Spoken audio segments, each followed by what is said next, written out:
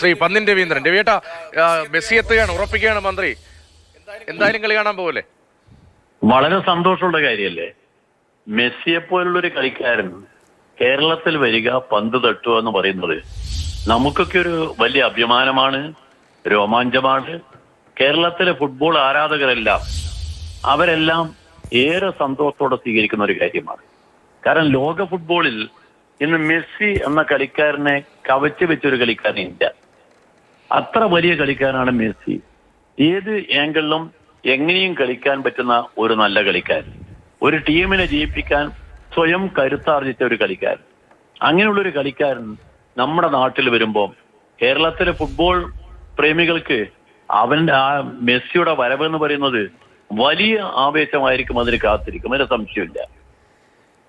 എങ്ങനെയാണ് ഇപ്പോൾ ഈ നമ്മൾ ആരാധകരുടെയൊക്കെ പ്രതികരണങ്ങൾ തേടിയിരുന്നു? ആരാധകരെ സംബന്ധിച്ച് ഈ കളി എല്ലാവർക്കും കാണാൻ പറ്റിയാവുന്ന ഒരു സംവിധാനം നമ്മുടെ നാട്ടിലുണ്ടാവുക എന്നൊരു പ്രധാനമാണ്. നിലവിൽ കൊച്ചിയും തിരുവനന്തപുരവും ഒക്കെയാണ്. നമ്മൾ ഈ സ്റ്റേഡിയങ്ങളുടെ കാര്യത്തിലൊക്കെ കുറച്ചുകൂടി വിപുലപ്പെടുത്തേണ്ട ഒരു സാഹചര്യം കൂടി ഇങ്ങനെ അന്താരാഷ്ട്ര ടീമുകൾ വരുമ്പോഴുണ്ട്. അതിനും കൂടി ഒരു തുടക്കമായി മാറുമായിരിക്കും ഇതല്ലേ, ഒരു അടിസ്ഥാന? അല്ല, തീർച്ചയായിട്ടും അത് വേണ്ടി വരുമല്ലോ.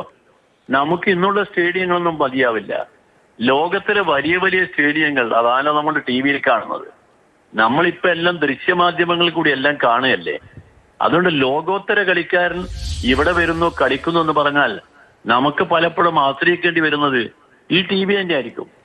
കാരണം അതാണ് നമുക്ക് കൂടുതലും മിഴിവോട് കൂടി എല്ലാം കാണിച്ചിരുന്നത്. ഓരോ ചലനങ്ങളും അത് കൃത്യമായി നമ്മളെ കൊണ്ടുവന്ന് മനസ്സിലെത്തിക്കുന്നത് ഈ ടി വി തന്നെയാണ്. അതുകൊണ്ട് ടി വിയുടെ പ്രചോദനം ഒരു വലുതായിരിക്കും. എന്നാൽ മെസ്സി കേരളത്തിലെ മണ്ണിൽ കാലുകുത്തുന്നു എന്ന് പറയുമ്പോൾ അതിനതായ ഒരു ആവേശം വേറെയാണ്.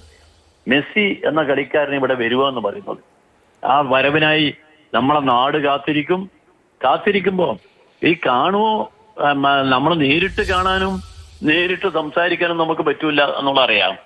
എന്നാലും ഇതൊരു മഹാഭാഗ്യമായി നമുക്ക് കരുതാം. കാരണം അത്ര വലിയ കളിക്കാരാണ് ലോകത്തിലെ.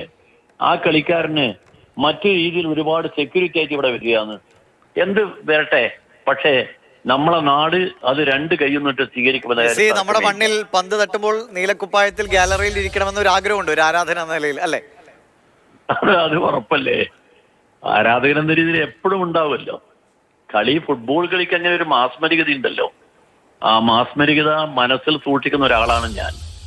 അതുകൊണ്ട് എന്റെ മനസ്സിൽ അതൊക്കെ ഉണ്ട്. ശരി, വളരെ സന്തോഷം ശ്രീ പന്നിന്റെ.